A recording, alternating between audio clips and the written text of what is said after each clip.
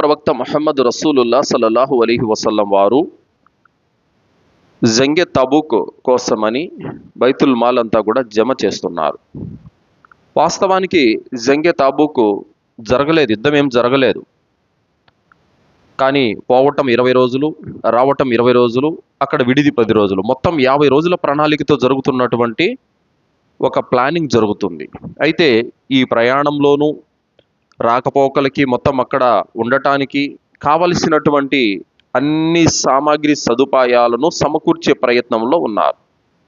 ఆ సమయంలో ఉన్నవాళ్ళు తెచ్చిస్తున్నారు.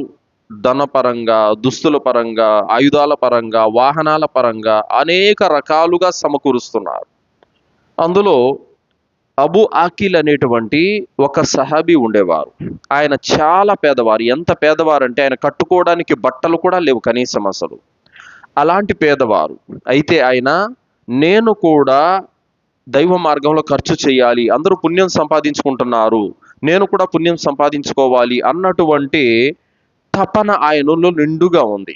అందుకోసం ఆయన ఏం చేశారు, ఆయన వేరే ఒక వ్యక్తి ఖర్జూరపు తోటలో రాత్రంతా ఆయన నీళ్లు కట్టే పని మీద వెళ్ళారు. నీళ్లు కట్టడానికి, పని చేయడానికి తోటలోకి వెళ్ళారు.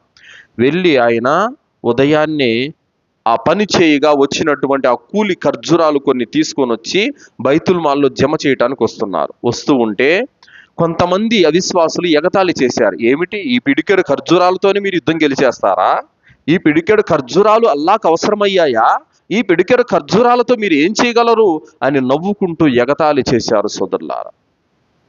అదేవిధంగా అబూ మసూద్ అన్సారీ రదియల్లాహు అన్హు వారు, ఈయన కూడా చాలా పేదరికంలో ఉన్నటువంటి సహాబీ. ఈయన కూడా నేను కూడా దైవ మార్గంలో ఖర్చు చేయాలి అన్నటువంటి తపన ఈయనలో కూడా నిండుగా ఉంది. అందుకోసం ఆయన ఏం చేశారు, మార్కెట్కి వెళ్ళారు. మార్కెట్కి వెళ్ళి అక్కడ బస్తాలు మోసేటటువంటి పనిలో ఆయన లీనమైపోయారు. బస్తాలు మోసి మోసి మోసి మోసి అందులో వచ్చినటువంటి ఆ కూలి డబ్బులు తీసుకొని వచ్చి బైతుల్ మాల్లో జమ చేశారు. ఆ డబ్బులు, కూలి డబ్బులు తీసుకొని వస్తూ ఉంటే అవిశ్వాసులు ఎగతాళి చేశారు. ఏంటి, ఈ చిల్లర అవసరమా అల్లాకి? దీంతో మీరు యుద్ధం గెలిచేస్తారా అని ఎగతాళి చేశారు. అయితే ఈ ఇద్దరి సహాబీల యొక్క పనిని అల్లాహ్ సుబ్హానహు వ తఆలా మెచ్చుకున్నాడు. అల్హమ్దులిల్లా. మెచ్చుకొని సూర తౌబా 79వ ఆయతను అవతరింపజేశాడు. ఏమంటున్నాడు అల్లాహ్ సుబ్హానహు వ తఆలా, విశాల మనసుతో దాన ధర్మాలు చేసే విశ్వాసులను నిందించే వారిని అల్లాహ్ మార్గంలో ఇచ్చేందుకు తాము చెమటోడ్చి సంపాదించినది తప్ప మరి ఏమి తన వద్ద లేని వారిని హేళన చేస్తూ, ఎగతాళి చేస్తూ మాట్లాడే వారిని కూడా అల్లాహ్ ఆట పట్టిస్తాడు. అలాంటి వారి కోసం వ్యధాభరితమైన శిక్ష ఉంది అని అల్లాహ్ సుబ్హానహు వ తఆలా చెప్పాడు.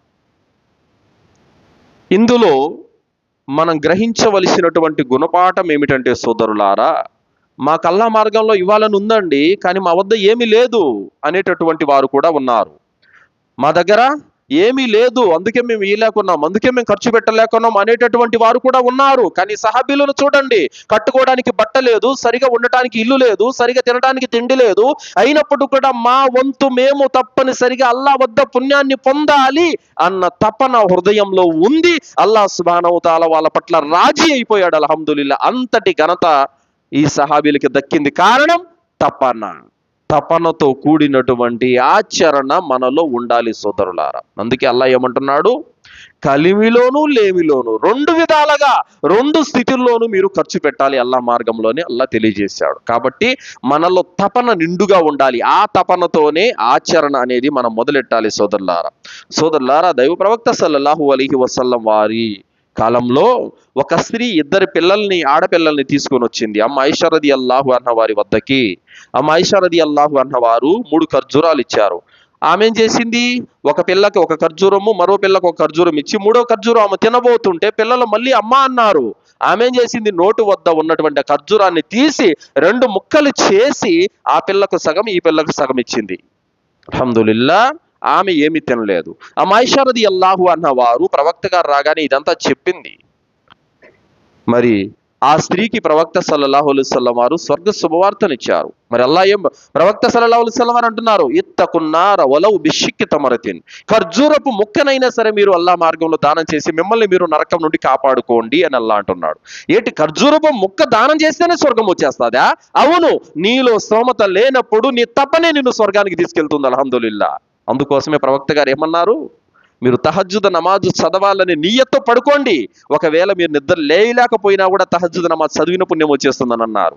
మీరు అల్లా మార్గంలో షహీద్ కాలేరు, కావాలనే తపన ఉంది, అయినా కూడా నిజంగా మీరు అల్లా మార్గంలో షహీద్ అయిపోవాలన్న తపన, కాంక్ష, సంకల్పం మీలో నిండుగా ఉంటే గనక మీరు సాధారణ మరణం చనిపోయినా కూడా, మీరు మంచం మీద సాధారణంగా చనిపోయినా కూడా మీరు షహీద్ అయిపోయినట్టే లెక్క. తపనతో కూడిన ఆచరణ అనేది మనలో ఉంటే ఆ స్థాయికి మనం చేరుకోగలము సోదరులారా.